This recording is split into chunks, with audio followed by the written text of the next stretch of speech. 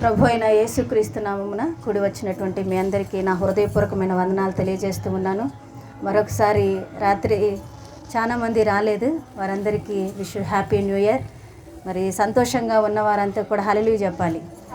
హల్లెలూయా అందరు గట్టిగా హల్లెలూయా. సంతోషంగా ఉన్నారా లేదా? హల్లెలూయా. ఎందుకు సంతోషం? కొత్త సంవత్సరం కదా.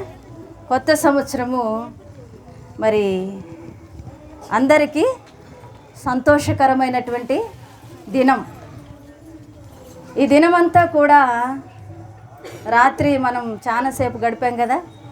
మరి ఈ సంవత్సరం అంతా కూడా ఉత్సాహం, ఆనందం, మరి ఇలాగే మీ నవ్వులు ఇలాగే కనపడాలి, మీ ముఖాలు నవ్వుతో కనపడాలి. హల్లెలూయా. ఎవరి ముఖాలు కూడా వాడిపోవటానికి వీల్లేదు. ఇదే నవ్వు ఈ సంవత్సరం ఆంతం వరకు కూడా మరలా ఉండాలి. హల్లెలూయా, హల్లెలూయా. అయితే ఈ యొక్క నూతన సంవత్సరంలో ఏ రీతిగా మన జీవితాన్ని ప్రారంభం చేయాలి కదా, చాలామందికి అర్థం కాదనమాట. నేను రాత్రి చెప్పినట్టు 31వ తారీఖు అంటే చాలామంది చాలా ఉత్సాహం, చాలా ఆర్భాటము, చాలా ఆనందం కనపడతూ ఉంటుంది. ఎందుకంటే ఎప్పుడు మందిరానికి రాని వాళ్ళు కూడా ఎలా ఉంటారంటే, నేను తప్పుగా చెప్పట్లేదు, చెప్తున్నాను. ఎందుకంటే అదొక సంతోషం అన్నమాట. ఈ సంవత్సరం అంతా కూడా నా జీవితం బాగలేదు, కానీ ఈ నూతన సంవత్సరంలో ఒక క్రొత్తదనం నేను ప్రారంభము చేయాలనేటువంటి ఉద్దేశంతో ఏం చేస్తారంటే 31వ తారీఖు ఎట్లయినా సరే దేవుని మందిరంలో గడపాలి, ఇక పాత జీవితాన్ని విడిచిపెట్టేయాలి, ఒక క్రొత్త వాగ్దానంతో నేను వెళ్ళాలి అనేటువంటి ఉత్సాహంతో వస్తారు. హల్లెలూయా. అంతేనా కాదా? అలాగే వస్తాం. అయితే వాగ్దానం తీసుకుంటాం. నేను రాత్రి చెప్పాను, వాగ్దానం తీసుకుంటాం కానీ వాగ్దానానికి విలువ ఇవ్వం. ఏదో వస్తాం, వాగ్దానం తీసుకుంటాం, బైబిల్లో పెట్టుకుంటాం. చాలామంది ఎలా అంటే వాగ్దానాలు తీసిన తర్వాత ఈ సంవత్సరం దేవుడు నిన్ను అత్యధికంగా ఆశీర్వదించునుగా కానీ వాగ్దానం వచ్చిందనుకో ఎలా ఉంటుంది? మన సంతోషానికి అవధులు ఉండవు. ఎందుకు? దేవుడు అబ్బా ఎంత మంచి వాగ్దానాన్ని దేవుడు నాకు దయచేసిండు, ఈ సంవత్సరం నా జీవితంలో అత్యధికమైనటువంటి ఆశీర్వాదాన్ని దేవుడు నాకు కలగచేస్తున్నాడని చెప్పేసి చాలా సంతోషంగా జీవిస్తాం. హల్లెలూయా. అందరికీ చూపిస్తాం, చూడండి నా వాగ్దానం, చూడండి దేవుడు నన్ను ఆశీర్వదిస్తాడంట అని చాలా సంతోషంగా చెప్తాం. మరి అదే రీతిగా ఈ సంవత్సరము నువ్వు మోడు బారిన దానిలాగా ఉంటావని, ఒకవేళ ఈ సంవత్సరము నీ ఆయుష్ ముగింపబోతుంది అని దేవుడు వాగ్దానం ఇచ్చాడు అనుకోండి, ఏం చేస్తాం? సయ్యగ్గా ఈ వాగ్దానం ఇక్కడ పెట్టేసి హల్లెలూయా ఇంకొక వాగ్దానం తీసుకుంటాం. ఎందుకు? వాగ్దానం ఏమొచ్చింది? ఇదేంటి రాక 31వ తారీఖు వచ్చి వాగ్దానం తీసుకుని ఏదో సంతోషంగా నా జీవితాన్ని ప్రారంభం చేద్దాం అనుకుంటే ఇలాంటి వాగ్దానం వచ్చింది. ఏంటి? చిచి, ఈ వాగ్దానం బాగలేదు, ఇంకొక వాగ్దానం కదా. మనం వాగ్దానం కొరకు వస్తూ ఉంటాం. హల్లెలూయా. అవునా కాదా? చాలామంది ఇలాగే ఉన్నారు. నేను చెప్తున్నాను, ఇలా ఉండకూడదు అనే ఉద్దేశంతో నేను చెప్తున్నాను. ఒక 31వ తారీఖు మాత్రమే వాగ్దానం కొరకు వస్తే కుదరదు. దేవుడు బైబిల్ గ్రంథంలో అనేకమైనటువంటి వాగ్దానాలు, 40,000 వాగ్దానాలు ఈ బైబిల్ గ్రంథంలో లిఖితములయ్యాయి. ఈ యొక్క బైబిల్ గ్రంథాన్ని దేవుడు మనకు అనుగ్రహించాడు. అద్భుతమైనటువంటి వాగ్దానాలు ఈ బైబిల్ గ్రంథంలో రాయబడ్డాయి. అంతేకాని 31వ తారీఖు మాత్రమే వచ్చి వాగ్దానం తీసుకుంటే వాగ్దానం కాదు. ఎన్నో వాగ్దానాలు బైబిల్ గ్రంథంలో రాయబడ్డాయి. నేను ఎందుకు చెప్తున్నాను ఈ మాట అంటే, చాలామంది ఈ వాగ్దానం కొరకే వస్తారు, అప్పటి వరకు మాత్రమే వాగ్దానాన్ని తీసుకుంటారు, తర్వాత బైబిల్లో పెట్టేస్తే రాత్రి స్పూన్ కోసం అమ్మగారు ఎతికినట్టు ఉంటుంది కదా. హల్లెలూయా. కాబట్టి అలా కాదు. దేవుడు ఒక విశ్వాసంతో, ఒక నమ్మకంతో వాగ్దానాన్ని మనం చేత పట్టుకోవాలి. మనం ప్రార్థన చేయాలి. వాగ్దానం నేను ఎప్పుడు కూడా వాగ్దానం తీసుకున్న తర్వాత మందిరంలో ఇంతవరకు నేను చదవలేదు. నేను బైబిల్లో పెట్టుకొని ఇంటికి వెళ్ళి ప్రార్థన చేసి, ప్రభువా ఈ సంవత్సరం ఏ వాగ్దానం నాకు ఇచ్చావు, మరి ఈ వాగ్దానం ఏ రీతిగా నన్ను నడిపిస్తున్నావు అని చెప్పి ప్రార్థన చేసుకున్న తర్వాత ఓపెన్ చేసి చదువుతా. నాకు వాగ్దానం ఇచ్చాడు ఈ సంవత్సరం. నేను అనుకున్నా, నాకు శత్రువులు ఎవరుంటారు ప్రభా? నా శత్రువులు నువ్వెందుకు ఇరగొడతావు? నాకు ఎవరన్నా శత్రువులు ఉన్నారా? నాకు ఇంతమంది బంధువుల్ని దేవుడు ఇచ్చాడు అనుకున్నా నేను. కానీ దేవుని చిత్తం ఏముందో తెలియదు. అలా వాగ్దానం ఒక విశ్వాసముతో ముందుకు సాగాలి, అంతేకాని ఆ రాత్రి వచ్చి వాగ్దానం తీసుకుంటే కాదు.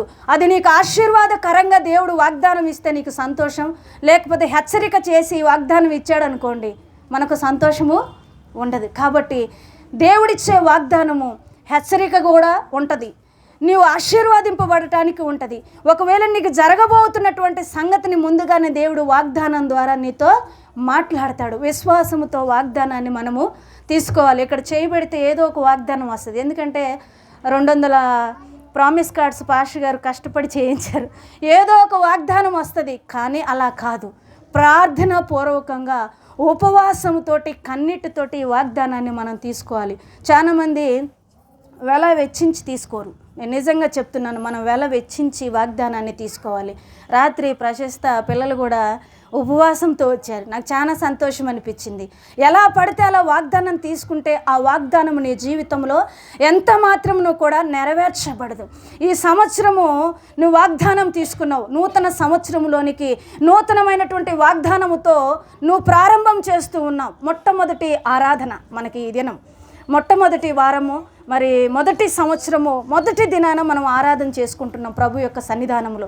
అయితే మొట్టమొదటిగా ప్రారంభిస్తున్నటువంటి ఈ జీవితం ఏ రీతిగా నువ్వు కొనసాగించాలి, ప్రభులో ఏ రీతిగా ముందుకు నువ్వు వెళ్ళాలి, ఏ విధమైనటువంటి ప్రణాళికలతో ఈ సంవత్సరం నువ్వు కొనసాగాలి అనేటువంటి మాటలు నేను ఒక 2 విషయాలు నేను తెలియజేస్తాను.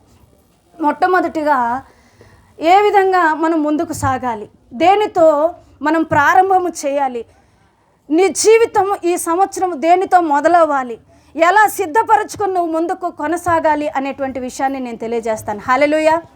జాగ్రత్తగా వాక్యం వినాలి. చాలా సమయం అయిపోయింది కాబట్టి మనం అందరికీ డిస్టర్బెన్స్గా ఉండకూడదు. ఒక 10-15 నిమిషాల్లో నేను ముగిస్తాను. బైబిల్ గ్రంథం కూడా తెరవను, ఎందుకంటే చదువుతూ పోతే రెఫరెన్సులు చెప్తే చాలా టైం అవుతూ ఉంటుంది. కాబట్టి కొద్ది నిమిషాలు వాక్యాన్ని నేను పంచుకుంటాను. బైబిల్ గ్రంథంలో అనేక మంది వ్యక్తులు మనకు కనపడుతూ ఉంటారు. ఎలా అంటే విశ్వాసముతో ముందుకు కొనసాగినటువంటి వ్యక్తులు చాలామంది ఉన్నారు. ప్రార్థన జీవితముతో ప్రారంభించినటువంటి వ్యక్తులు చాలామంది ఉన్నారు. అయితే దేవుడు మొట్టమొదటిగా ఈ నూతన సంవత్సరంలో, పాత సంవత్సరం గతించిపోయిందని చెప్పాను కదా, అయిపోయింది. ఇక నూతన సంవత్సరంలో దేవుడు మనల్ని పరీక్షిస్తాడంట. చూడండి, మన హృదయాన్ని దేవుడు పరీక్షిస్తాడంట. దేనితో మన యొక్క జీవితాన్ని ప్రారంభం చేయాలి అంటే మనం హృదయాన్ని సిద్ధపరచుకొని ఈ యొక్క సంవత్సరం అంతా కూడా దేవుని కొరకు మన హృదయాన్ని సిద్ధపరచుకొని ముందుకు కొనసాగించాలి. ఏం సిద్ధపరచుకోవాలి? హృదయాన్ని ప్రభు కొరకు సిద్ధపరచుకోవాలి. ఎలా ప్రభు కొరకు హృదయాన్ని సిద్ధపరచుకోగలుగుతాం? బైబిల్ గ్రంథంలో హృదయం గురించి అనేక మాటలు రాయబడ్డాయి. హృదయము అన్నిటికంటే మోసకరమైందని, అది బహువ్యాధి కలిగిందని, బహుఘోరమైందని అనేక విషయాలు హృదయం గురించి రాయబడింది. అయితే బైబిల్ గ్రంథంలో ఒక వ్యక్తి ఉన్నాడు, మీ అందరికీ తెలుసు, చాలా పరిచయమైనటువంటి వ్యక్తి. మరి దేవుడు అతని గురించి అపోస్తుల కార్యములు 13వ అధ్యాయం ఇంటికి వెళ్ళిన తర్వాత చదువుకోండి. అక్కడ ఒక వ్యక్తిని గ్రంథకర్త ఫోకస్ చేస్తూ పౌలు గారు అక్కడ రాస్తున్నాడు. ఎవరంటే, మరి ఆ వ్యక్తి నా హృదయానికి బహు దగ్గరగా ఉన్నటువంటి వ్యక్తి, నా హృదయమును ఎరిగినటువంటి వాడు, నా హృదయ ఆలోచనలు బహుగా ఎరిగినటువంటి వ్యక్తి, కాబట్టి ఇతడు నా హృదయానుసారుడు అన్నాడు. ఎవరో చెప్పండి, చెప్పాలి అందరు గట్టిగా. 13-14 సంవత్సరాల నుంచి వాక్యం వింటున్నాం. అంతకంటే అనుభవం కలిగిన వారు పెద్దలు చాలా మంది ఉన్నారు. చెప్పాలి హల్లెలూయా. ఎవరు నా హృదయానుసారుడు అని దేవుడు చెప్పాడు? చెప్పాలి గట్టిగా. ఎవరు? చూడండి, దేవుడే దావీదు గురించి ఇతడు నా హృదయానుసారుడు అని చెప్పాడు అంటే అతడు దేవుని యొక్క హృదయానికి ఎంత సన్నిహితంగా ఉన్నాడో మనకు అర్థమవుతుంది. చూడండి, ఒక్కొక్కసారి మన కుటుంబంలో ఉన్నటువంటి పరిస్థితులు భర్త కూడా అర్థం చేసుకోలేడు, అవునా కాదా? మన హృదయంలో ఉన్నటువంటి వేదన కొన్నిసార్లు భర్తకు కూడా పంచుకోలేం, కొన్నిసార్లు పిల్లలకు కూడా పంచుకోలేం, తల్లిదండ్రులకు కూడా పంచుకోలేనటువంటి విషయాలు ఉంటాయి. కానీ దేవుడు ఇతని గురించి చెప్తున్నాడు ఏమని తెలుసా? నా హృదయంలో ఉన్నవన్నీ కూడా ఇతడు ఎరిగి ఉన్నవాడు కాబట్టి నా హృదయం ఎలా చెబితే అలా నడుస్తూ ఉన్నాడు. ఎవరో తెలుసా? దావీదు మహారాజు. అందుకే ఇక్కడ అంటూ ఉన్నాడు, ఇతడు నా హృదయానుసారుడు. నా హృదయంలో ఉన్నది అర్థం చేసుకొని ముందుకు వెళ్ళాడు. మనం కూడా అంతే, హృదయంలో ఉన్నవి ఆలోచనలు గ్రహింపు కలిగి ముందుకు కొనసాగాలి. ఎప్పుడైతే దావీదు ఆ రీతిగా ప్రభువుతో అంటుకట్టబడి హృదయానికి దగ్గరగా ఉన్నాడో తన జీవితం ఏమైంది తెలుసా? హెచ్చింపబడింది. దావీదుకి ఎంతమంది అన్నలు చెప్పాలి? యెషయాకు ఎంతమంది కుమారులు చెప్పాలి? ఎంతమంది? దావీదుకు ఒక అక్క కూడా ఉంది. కుమారుల పేర్లు లిఖితములు అయ్యారు, కానీ తర్వాత వచనాల్లో రాయబడుతుంది సెరూయా అనేటువంటి ఒక అక్క కూడా దావీదుకు ఉందని. అయితే ఈ యొక్క సంతానములో ఎన్నిక లేనటువంటి వాడు ఎవరు అంటే దావీదే. అప్పటికే సౌలు మహారాజు దగ్గర యెషయా కుమారుడు, పెద్ద కుమారుడు మరి యుద్ధములో ఒక సైన్యాధిపతిగా ఉండి మరి ముందుకు అనేక మంది వెనక ఉంటే తను ముందుగా నిలబడి నడిపిస్తూ ఉన్నాడు. అలాంటి కండబలము కలిగినటువంటి వాడు, గుండె బలము కలిగినటువంటి వాడు, ధైర్యము కలిగినటువంటి వాడు, యుద్ధశూరుడు, అలాంటి గొప్ప కొడుకు యెషయాకు ఉన్నాడు. కానీ దేవుడు చూసినప్పుడు అసలు ఇక తర్వాత రాజు ఎవరు అనుకుంటే నిజంగా ఆ సైన్యంలో చూస్తే యెషయా పెద్ద కుమారుడే కావాలి, అంటే దావీదు అన్న రాజు కావాలి. కానీ ఎక్కడో తృణీకరింపబడినటువంటి వ్యక్తి, అతని జీవితం మనందరికీ తెలుసు, నేను ప్రత్యేకంగా చెప్పను అవసరం లేదు. ఎలాంటి జీవితం? గొర్రెలు కాసుకుంటూ బహుదీనమైనటువంటి పరిస్థితి, ఏ చదువు సంధ్య రానోడు చేసే పని అది, అవునా కాదా? హల్లెలూయా. ఊర్లలో మనం చూస్తూ ఉంటాం, బాగా చదువుకున్న మరి బీటెక్ చేసినటువంటి వ్యక్తి గొర్రెలు కాస్తాడా? ఎందుకు? చదువుకున్నాడు కాబట్టి కాస్త ఉద్యోగం చేయాలని ఆశపడతాడు. ఏ చదువు రానోళ్ళు, ఏమి చదువుకోనటువంటి వేస్ట్ వాళ్ళకి ఏం చేస్తారో తెలుసా? రే, నీకు ఏ పని చేత కాదు, నీకు చదువు కూడా అవ్వలేదు కాబట్టి ఈ గొర్రెలన్న కాసుకో అని చెప్పేసి ఎన్నిక లేనటువంటి పనిని అప్పచెప్తారనమాట. అలాంటి జీవితం దావీదుది. అలా గడుపుతున్న క్రమంలో దేవుడు ఎవరిని చూశాడు? దావీదును చూశాడు. దావీదు యొక్క పై రూపాన్ని దేవుడు చూడట్లేదు. ఎక్కడ చూస్తున్నాడు తెలుసా? హృదయాన్ని చూస్తూ ఉన్నాడు. అతని యొక్క హృదయము దేవునికి ఎంత దగ్గరగా ఉందో దేవుడు చూశాడు.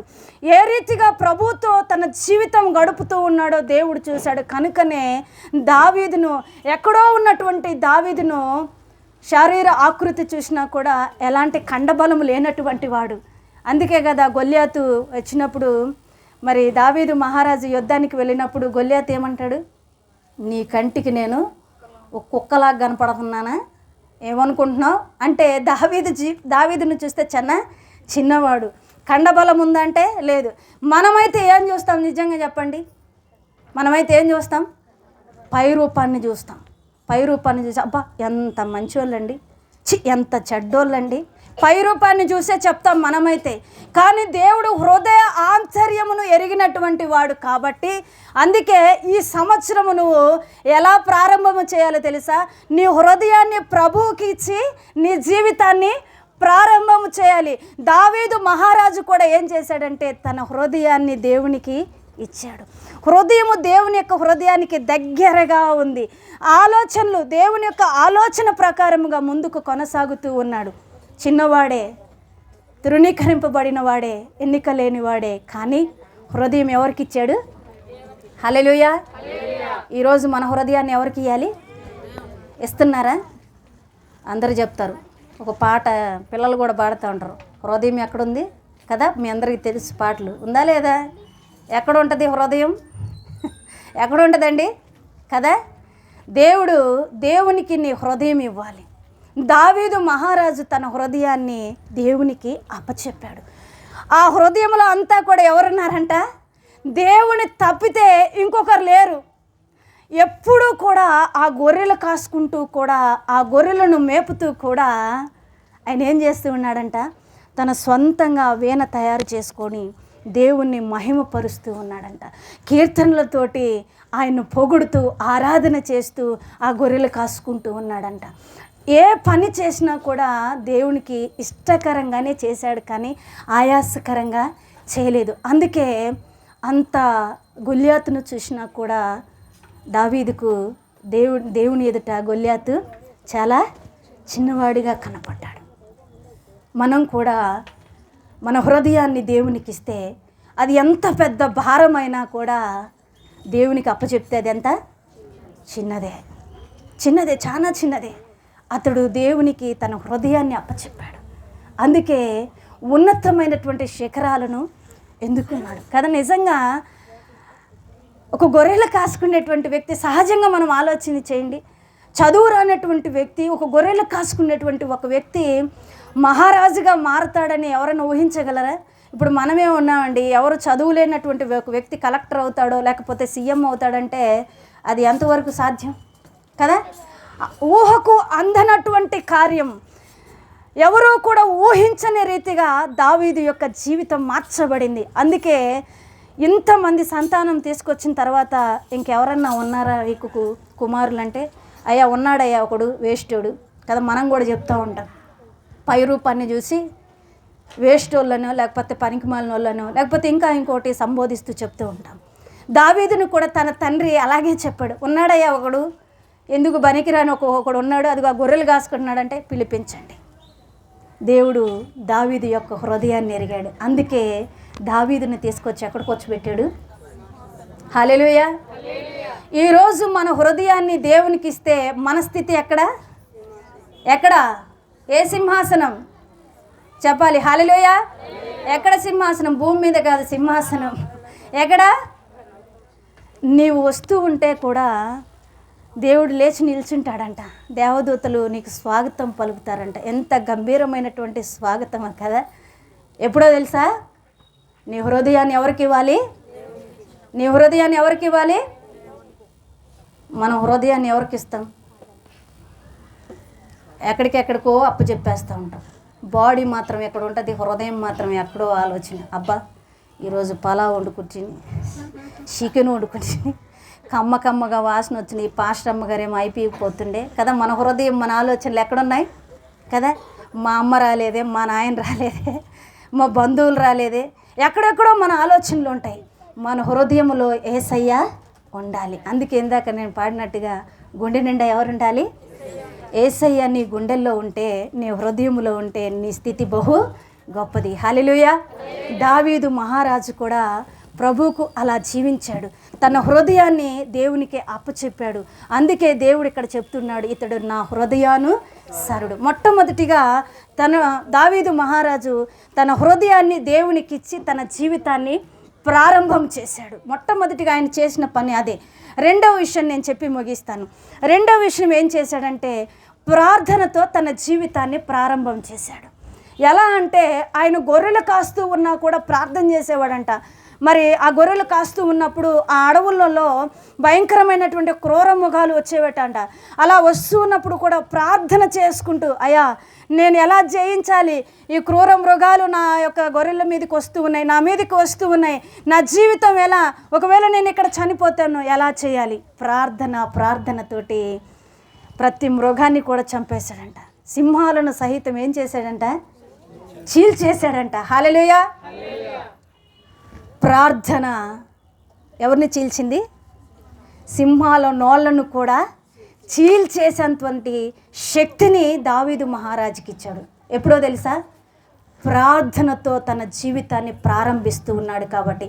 అందుకే కీర్తనాకారుడు కీర్తనలో కూడా రాస్తూ, అయ్యా ఉదయమున నా స్వరము నీకు వినపడకుండా నా దినము ప్రారంభం అవటానికి వీల్లేదు అని ప్రార్థన చేస్తాడు అక్కడ. హల్లెలూయా. మనం ఎలా ప్రార్థన చేస్తున్నాం?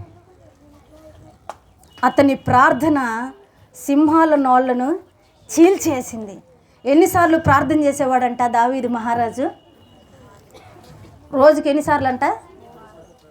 అబ్బా హల్లెలూయా అండి, హల్లెలూయా. ఎంత బాగా వాక్యం అంటున్నారు. ఎన్ని సంవత్సరాల నుంచి చాలా మంచోళ్ళండి. ఎన్నిసార్లు ఎవరన్నా వింటే ఏ చర్చికి పోతున్నారమ్మా అంటారు. ఎన్నిసార్లు పాస్టర్ గారు చెప్పింటారో ఈ విషయం. దావీదు మహారాజు రోజుకి ఎన్నిసార్లు ప్రార్థన చేసేవాడంట? దినమునకు 7 మార్లు ప్రార్థన. మరలా ఎప్పుడు అడిగినా కూడా చెప్పాలి హల్లెలూయా. ఎన్నిసార్లు ప్రార్థన చేసేవాడంట? అందరు చెప్పాలి. మళ్ళా వచ్చే సంవత్సరంలో మళ్ళీ ప్రశ్న అడిగితే ముమ్మారు అనమాకండి. 7 సార్లు ప్రార్థన చేసేవాడంట. దినానికి 7 మార్లు ప్రార్థన చేసేవాడంట.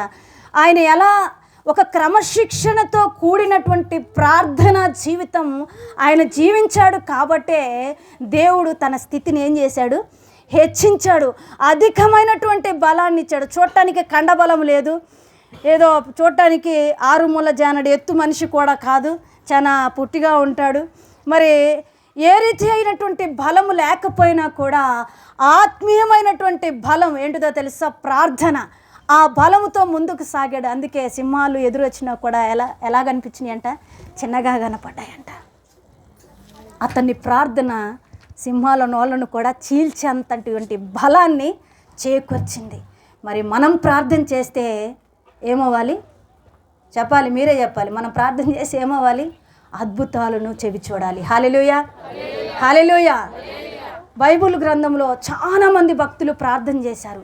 ఒక క్రమశిక్షణతో ప్రార్థన చేశారు. ఎలా పడితే అలా చేయలేదు. మరి మీరు ఇందాక చెప్పారు కదా, 3 సార్లు ప్రార్థన చేసింది ఎవరు? దానియేలు 3 సార్లు ప్రార్థన చేశాడు. ఇలా చాలామంది ఉన్నారు ప్రార్థన చేసిన వాళ్ళు. దానియేలు ప్రార్థన సింహాల నోళ్ళను ఏం చేసిందంట? మూసివేసింది. హల్లెలూయా. యెహోషువ ప్రార్థన చేస్తే సృష్టి కూడా ఆగిపోయింది. ఒక క్రమశిక్షణతో కూడినటువంటి ప్రార్థన సృష్టిని కూడా ఆపేసింది. సృష్టి కూడా ఆ ప్రార్థనకు తల ఉంచిందంట. మన ప్రార్థన అలా ఉండాలి. ఎలా ఉండాలి? శక్తితో కూడినదిగా ఉండాలి, బలముతో కూడినదిగా మన ప్రార్థనను ఉండాలి. అంతేకాని ఎలా పడితే అలా ప్రార్థన చేస్తే దేవుడు వినడు. ఈ నూతన సంవత్సరము నువ్వు ఎలా ప్రారంభం చేయాలి? మొట్టమొదటిగా నీ హృదయాన్ని ప్రభువుకి ఇచ్చి నీ జీవితాన్ని ప్రారంభం చేయాలి. రెండవదిగా ప్రార్థనతో నీ జీవితము ప్రారంభం అవ్వాలి. ఇంకా ముగిస్తాను, చాలా సమయం అయింది కాబట్టి. దేనితో ప్రారంభం చేయాలి? వేటికో మీ సమయాలను వెచ్చించమాకండి. ఈ నూతన సంవత్సరంలో ఒక గొప్ప తీర్మానం చేసుకోండి. అన్నిటికీ సమయం ఉంటుంది, కానీ ప్రార్థనకి సమయము ఉండదు. అన్నిటికీ సమయం ఉంటుంది, కానీ వాక్యము చదువుకోవటానికి బిజీ షెడ్యూల్స్. అబ్బా ఎంత బిజీయో కదా, జీవితాలు ఎంత బిజీయో. వండుకోవటం, కడుక్కోవటం, తినటం తప్పితే జీవితాలు ఎలా ఉన్నాయి?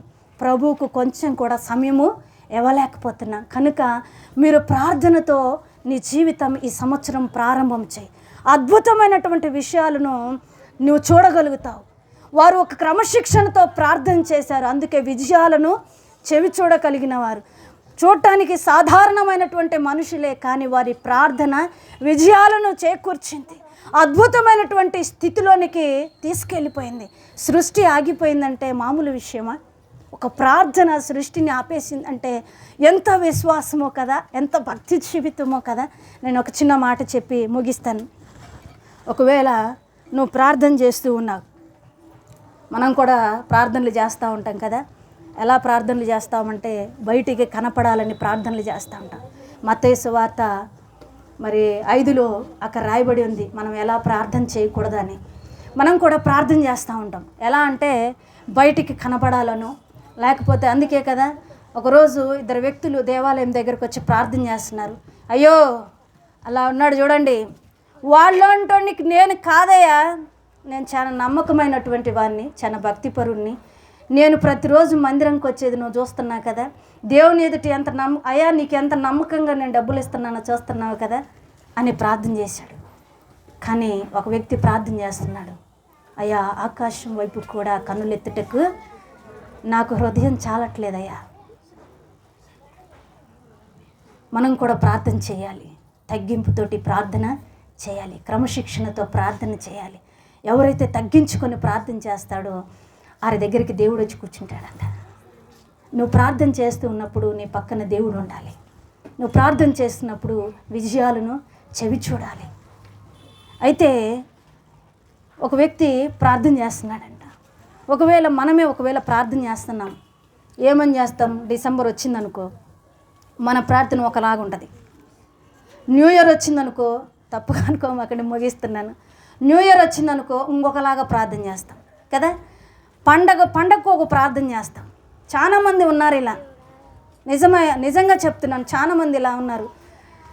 ఒకవేళ అయ్యా డిసెంబర్ వచ్చింది, కట్టుకోవటానికి కొత్త బట్టలు లేవయ్యా, మన ప్రార్థనలు ఎలా ఉంటాయంటే చెప్తున్నాను, తినటానికి వండుకోవటానికి పిండి వంటలు వండుకోవటానికి డబ్బులు లేవయ్యా, మంచి బట్టలు నాకు దయచేయ్యా, లేకపోతే మంచి పిండి వంటలు నేను వండుకోవాలయ్యా. ఎంతసేపటికి లోకానుసారమైనటువంటి వాటి వైపే మనకు అనుదృష్టి వెళ్తుంది, కానీ ఆత్మీయమైనటువంటి కోణంలోనికి మన ప్రార్థన వెళ్ళదు. నేను నిజంగా చెప్తున్నాను, క్రమశిక్షణతో విశ్వాసముతో తగ్గించుకొని ప్రార్థన చేయాలి. లోకంలో ఉన్న వాటి కొరకు మనం ప్రార్థన చేయకూడదు. ఆయన అంటున్నాడు, ఎప్పుడైతే నువ్వు నా వైపు చూస్తావో మీకు అక్కరగా ఉన్నవన్నీ కూడా నేను అనుగ్రహిస్తానన్నాడు. హల్లెలూయా. నమ్మి విశ్వసించిన వారందరూ కూడా హల్లెలూయా చెప్పాలి. హల్లెలూయా. అవునా కాదా? దేవుని వైపు నువ్వు చూస్తే సమస్తము దేవుడు నీకు అనుగ్రహిస్తాడు. ఒకవేళ మనం ప్రార్థన చేస్తా ఉన్నాం, నాకు అది కావాలయ్యా, ఇది కావాలయ్యా, డబ్బు సహాయం చేయమని, ఒకవేళ దేవుడే వచ్చి నీ దగ్గరికి, నువ్వు డబ్బులు అడుగుతున్నావు కదా, సరే రా అని చెప్పేసి ఒక రూమ్ దగ్గరికి తీసుకెళ్ళి కీ తీసేసి చూయించాడు.